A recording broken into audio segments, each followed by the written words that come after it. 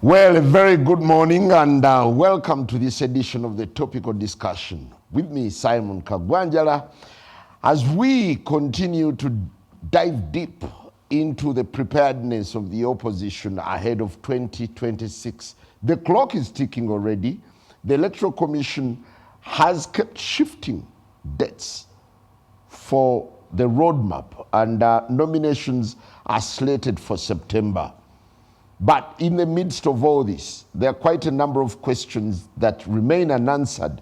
There was once an idea of a united opposition, and behind the scenes, the country was told that there were actually back and forth engagements. Did they ever happen, or it was just hot air? And besides, could the opposition be in slumberland, or they are reading the room? Joining me this morning is the president of the People's Front for Freedom, Lord Mayor Erias Lukwago, speaking to us. A very good morning and nice to have you. Thank you. It's a pleasure being a part of this. So I thank you very much, my brother. Oh, great. Yeah, oh, great. Sure. Do you get a sense that the opposition is not looking at the forthcoming election with the seriousness and the magnitude it deserves? That's a very sweeping statement and a serious indictment on us. I thought we would interrogate the dynamics and how they impact the general election and the mood in the country, and the factors that are militating against us first and foremost. Of course, there are issues I can speak to which are inherent within the opposition, but those which are extraneous, militating against us, are fundamental. Number one, the persecution of all the key actors is critical, is something that we need to focus on. As we speak today, the opposition linchpin, Dr. Kizza Besigye, is in jail. You know that, has been denied bail twice on spurious and flimsy grounds. Yeah, but that wouldn't hamper arrangements internally. Why not? Work around. Why not? Even in the midst of, I take you back to 2005 when Besigye was in Luzira. You'd at least see an array of things happening on the lands, on the terrain.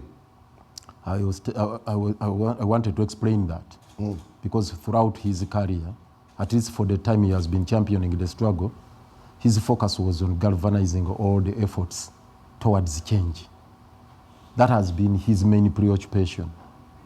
And even in the run-up to the 2021 elections, he played a critical role in having these forces together, albeit with the minimal success because of the prevailing circumstances, including COVID, because it had to come in, and other supervening factors. I think you're using Besigye as a scapegoat. No, look here. Very, very instrumental in these processes. Before he was arrested, I'll tell you this, I want to be on record. He was facilitating all the processes of bringing the process of change together. You don't know how many meetings he convened. You don't know the kind of interventions he put on table, the ideas, the strategic thinking he offered, both actually strategic and tactical maneuvers we needed to undertake, which he put on table. Is opposition hinged on one person? But there is always a father figure in everything. So you have no continuity plan? Of course, the continuity plan is there, but it has been affected. Don't discount that fact. This is what I wanted to emphasize. That the pivotal role Dr. Besigye is playing in organizing the opposition, don't underrate it. That pivotal role, it's critical and it's important. So the continuity plan has also been hampered by other factors. For example, ourselves. Do you know how much time we spent on pushing for the certificate? You've been talking about the procrastination in the EC. You said they keep adjusting actually shifting the goalposts. Even in the process of giving us the certificate, they were just shifting goalposts here. Do you know how long it took us? A year plus just getting a certificate. We only got it recently on 5th June. But we started the processes way back in July last year. We started on the process. And they were engaged in that kind of ping pong. Yeah, so but you can that's imagine. only locked to PFF. Yeah, but I want to look at the opposition broadly. yeah, but if you talk about the struggle, generally speaking, who has been reading the struggle since 2001? So, because for you are focusing on the rebranded platform, but we have been there before. And Dr. Besigye has been instrumental, has been at the forefront of this. So again, it takes me back to the person of Dr. Kizza Besigye and how important it is to the struggle. And Museveni knows it. Why do you think he's keeping him under lock and key? Yeah, but Honorable Lukwago, Yes. under the circumstances, don't you think it would have been either prudent or smarter for the opposition to rally with a group that is already organized and in high gear to move? That is the National Unity Platform. To rally in which sense? Because we had these encumbrances, as I've told you. We have been battling to get our certificate.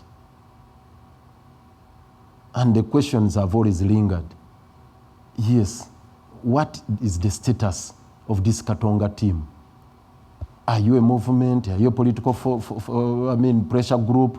Are you a political party? Which organization is it? And it's been a very, very big encumbrance. And if you are to have discussions on how to relate with others, and some actually at one point, not necessarily our brothers at Kavule, but others, there were those who were mocking us that we are like a registered, no, not homeless, that we are like a school without an examination number. And they started actually threatening our members that, look here, you are studying in an institution, and time is going to come for examination and ask you what is your UNEBU number, what is your center number. And others, when we talked about a caravan of all political formations to rally against Yoweri Kaguta, said, yes, but you shall be like in a convoy and you are numberless. You get it, that you have a vehicle, there are a number of vehicles in a convoy, but yours is numberless. Some use so your major concentration has been identity. From find organization, identity. not only identity, but organization in accordance with the existing systems and the law. Organization is critical in any given struggle. It's important. So we had to put our structures in place. And it took us all that time. And subsequent to getting the certificate on 5th June, we had to again to organize for the convention. Again to put in place leadership, because you need leadership. And the convention was held only recently on 8th July. Yeah, but then we put in place the leadership at a national level. Now we have to cascade it down to regions, to districts and whatnot. And that's what we embarked on. When you look so at you realize opposition, we're behind the schedule. When you look at the opposition from the top, you'd imagine that everyone is now concentrated in their cocoons and working towards self-preservation. Is that the case? Well, to a certain extent, that you are right. You could be right that we are kind of caged into our cocoons, but that indictment shouldn't go to us, because even amidst all these challenges I've enumerated, for us we have been reaching out. And I'm glad that finally we succeeded in executing an MOU with the auntie. And we formed the Common Grounds Council, which is doing some great work for us in ensuring that this struggle takes shape.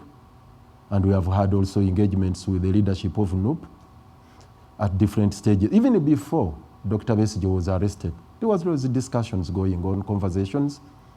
And even subsequent to his arrest, we had quite a number of those engagements. Are these conversations yielding anything, or they're just conversations? Of course, the point of agreement is not only about one thing, elections.